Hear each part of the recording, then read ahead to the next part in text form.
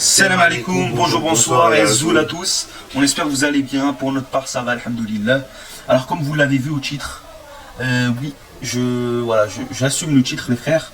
Pourquoi je vous dis ça? En fait, je parlais avec un frère, on parlait et tout, on discutait des joueurs. Et on est revenu au match de l'Algérie contre le Maroc. Et voilà, quand l'Algérie a remporté, c'était un derby maghrébin, etc. En comparable, bien sûr. Et quand l'Algérie a remporté le match contre le Maroc, et ben les frères, tout le monde a félicité l'Algérie, sauf un joueur, enfin deux, bon il y en a un, voilà, il s'est fait bannir de l'équipe d'Algérie, lui on n'en parle même plus, voilà. Mais il y en a un deux sur l'amour du pays, lui on s'en fout de sa vie, tu vois, c'est fini pour lui. Mais il y en a un autre qui est très important, on l'aime beaucoup, etc., qui est notre milieu de terrain top, le top milieu de terrain d'Algérie, qui a remporté le prix du meilleur joueur de la CAN 2019, et qui est à l'AC Milan, qui est Bennacer. Ismaël Bennacer. Ismaël Bennacer, eh ben, il n'y a que lui dans sa story, il n'a pas félicité l'Algérie, aucun mot, rien, il a fait un peu comme si il savait pas, comme si il n'en a pas entendu parler, etc.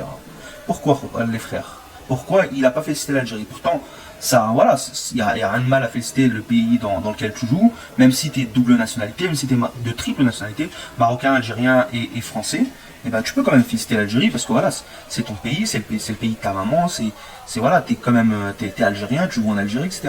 Lui non, il a préféré faire, silence radio, pas de message, rien du tout. Donc nous on s'est dit quoi? On s'est dit, voilà, c'est étonnant. Et puis je me rappelle aussi de l'interview, quand il est passé sur le plateau télé, les frères, du vestiaire, le vestiaire intégral sur RMC Sport, ou sur Canal+, je me rappelle plus, avec Franck Leboeuf, etc. Et qu'il a parlé de son choix pour l'Algérie. Il a dit que en fait il a fait ce choix par rapport au côté sportif, dans le sens où le Maroc il avait pas proposé l'équipe A, tandis que l'Algérie si, et que son père, c'était un choix difficile parce que même son père il lui disait, si tu choisis l'Algérie, je te parle plus, etc. Et que son grand frère il a pesé les pour et le contre, etc. Donc c'est pas un choix qui vient droit du cœur, quoi. C'est pas un choix, il n'y avait pas de, c'est même il a pas réfléchi direct à choisir l'Algérie, etc.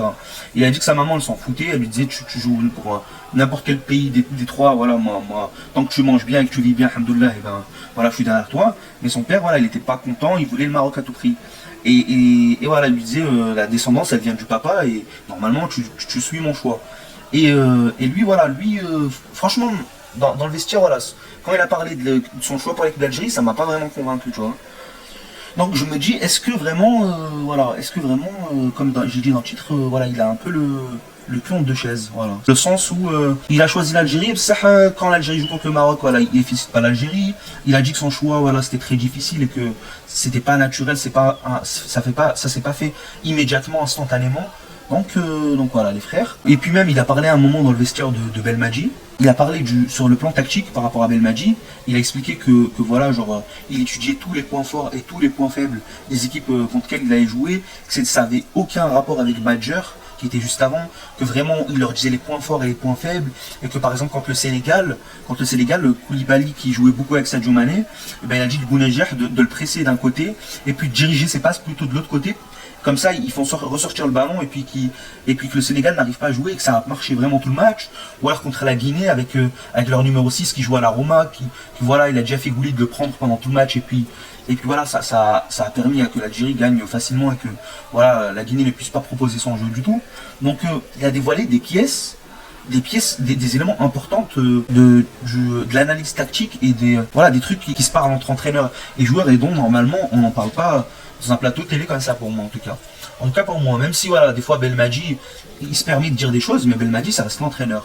Ça reste ses plans, ça reste voilà son travail. Et lui, s'il se permet de dire des choses, il sait ce qu'il faut dire, il sait ce qu'il faut pas dire. Peut-être que parfois il veut déstabiliser l'équipe adverse, peut-être que voilà, il sait ce qu'il fait.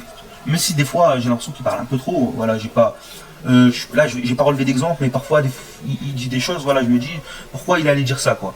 Mais voilà, Belmadi peut se le permettre, mais un joueur qui dévoile des détails comme ça, pour moi, qu'il faudrait pas dévoiler. Franchement, voilà, j'étais un peu déçu. Je sais pas ce que t'en penses, le Fennec. Je sais pas ce que t'en penses, frérot. Moi, je pense que si Benasser est parti à l'équipe d'Algérie, c'est parce qu'il avait des avantages. S'il n'aurait pas eu d'avantages, il serait parti à l'équipe du Maroc. Je suis assez d'accord, Mais bon, après dire qu'il a le plan de chaises, moi je pense, voilà, c'est un titre un peu fort, voilà, j'ai mis le titre pour justement susciter de l'intérêt, que vous voyez la vidéo et que vous me dites ce que vous en pensez dans les commentaires. Voilà, je pense quand même que voilà, même s'il a choisi l'Algérie, c'est quand même, voilà, il a dit que voilà, il regrette pas du tout ce choix, heureusement. Donc voilà, dites-moi ce que vous en pensez dans les commentaires, n'hésitez pas à vous abonner, activer la cloche de notification, les frères, et mettre un petit like, ça nous ferait un énorme plaisir, nous parler foot.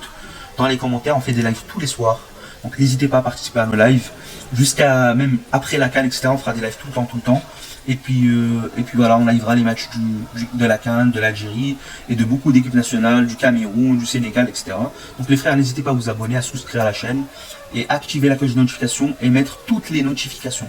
C'est bien important pour que vous recevez tout et que vous soyez au courant de tous les frères. Voilà. Ben, on vous dit salam alaikum et 1, 2, 3. Vive l'Algérie!